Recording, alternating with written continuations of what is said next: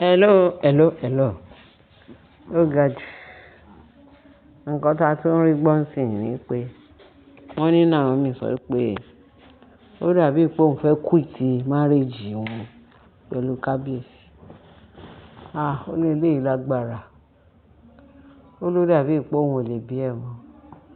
Ó ní tóun bá sùn, ọkàn òun máa wà ńbẹ̀. Tóun bá lajú, ọkàn òun máa wà ńbẹ̀. Anything tóun kàn ń ṣe látijọ́ ìfọkàn kan wà ńbẹ̀ pé tóun bá tiẹ̀ sọ pé kíní yìí kóun máa mójú kúrò, kóun mọ́kàn kúrò pé ṣùgbọ́n tí kíní yẹn bá, tí thought yẹn bá tó wá sóun ní ọkàn, ó ló máa ń dàbí pé kábíyèsí ó mú ẹ̀gàn tó ń mú òun kó ti pọ̀ jù. Ó kàn ń gé òun ẹ̀gàn lóríṣiríṣi.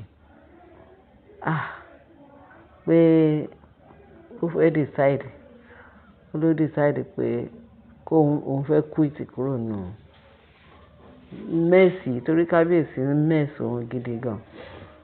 Ó ní ta ló fẹ́ tọ́jú kábíyèsí bí kò ṣe tòun, bí kò ṣe òun. Ta ló fẹ́ care fún kábíyèsí bí kò ṣe òun.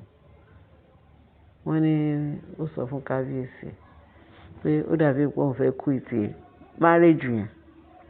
Wọ́n ní kábíyèsí ní Naomi, tó bá ṣe bẹ́ẹ̀ á jẹ́ pé ó wà wicked. Á jẹ́ pé ó fẹ́ wicked òun. Wọ́n ní ìtumọ̀ wicked. Kábíyèsí ẹ má sọ bẹ́ẹ̀. Ta ló fẹ́ care fún yín bí kò ṣe Naomi? Ta ló fẹ́ ṣe gbogbo nǹkan tẹ́ fẹ́, tọkàn yín fẹ́, tí gbogbo ayé yín fẹ́ bí kò ṣe tẹ́ máa sinmi lé pátápátá bí kò ṣe Naomi? Naomi ò wicked.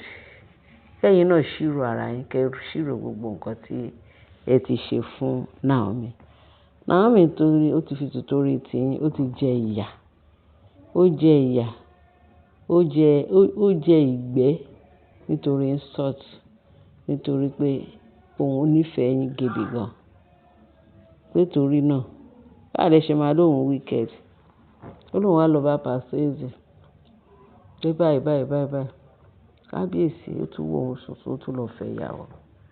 Wọ́n là ń gbọn ọwọ́ ìkùrù kó tán láwọ̀. À ń jẹ́ kó tán láwọ̀ ṣe la tún gbọn ọwọ́ ẹ̀ sáwọ̀ sí. Pé kí lòun fẹ́ ṣe?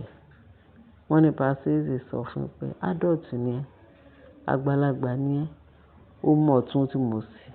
Nǹkan tó bá ní lọ́kàn tó fẹ́ ṣe fún àlàáfíà tiẹ̀, ó lóun á support ẹ.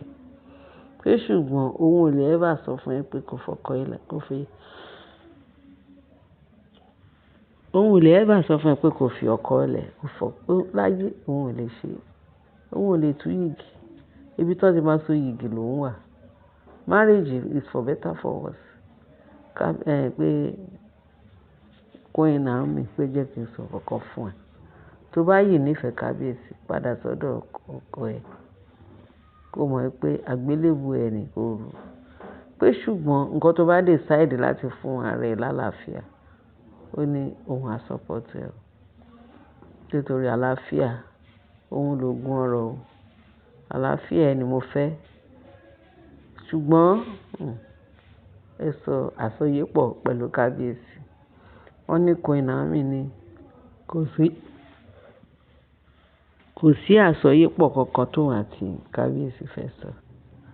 Ó ní kábíyèsí, òun sọ fún kábíyèsí pé ìyàwó mélòó ló fẹ́ fẹ́ ní ìgbésí ayé ẹ̀? Ó sọ pé ó ti jíṣẹ́ fún mi, ó dẹ̀ ti confess mi pé láyé. Ṣé orí ọ̀rọ̀ obìnrin yẹn ò sínú agenda òun?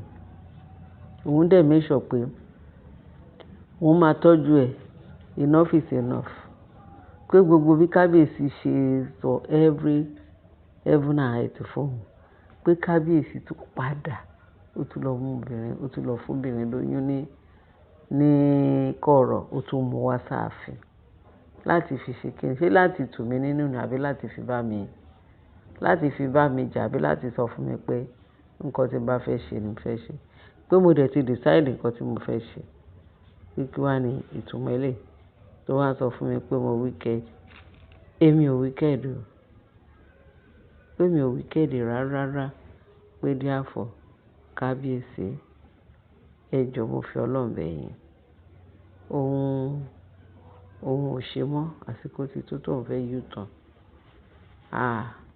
Wọ́n ní kábíyèsí ò tiẹ̀ dá lọ pé ibẹ̀ tóun wá decide pé òun fẹ́ lọ sí ààfin báyìí. Kóun lọ kó kojú kábíyèsí lójúkorojú. Kó sọ fún kábíyèsí pé eléyìí ó ti over. Kó má ti fọkàn sí pé òun tún ní òun. Pé torí àwọn ọmọ òun. Òun bá sọ pé torí àwọn ọmọ òun kóun wá lọ ṣera òun léṣe, kóun fẹ́ lọ sọ fún kábíyèsí àsọyépọ̀. Kóun wá lọ para òun. Wọ́n ní ṣe ni kí ló ń jẹ́ àbúrò ẹ̀ sí mi. Ó ní àǹtí mi, lóòótọ́ a rí gbogbo wàhálà tẹ̀ ń ṣe tí wọ́n fi yín ní ọkàn balẹ̀ ní ààfin. Pé ṣùgbọ́n o àǹtí mi, ẹ lọ roore. Pé ẹ lọ roore.